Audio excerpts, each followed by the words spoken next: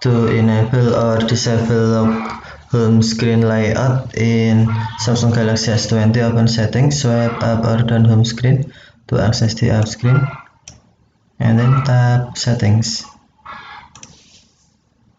Or you can also go to setting from a notification bar, swipe down notification bar, and then tap settings icon.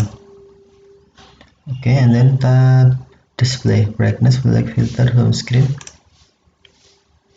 Scroll down, find home screen, tap home screen, customize the home screen layout and features. To enable app icon badges, tap switch until blue, or to disable, tap switch until white.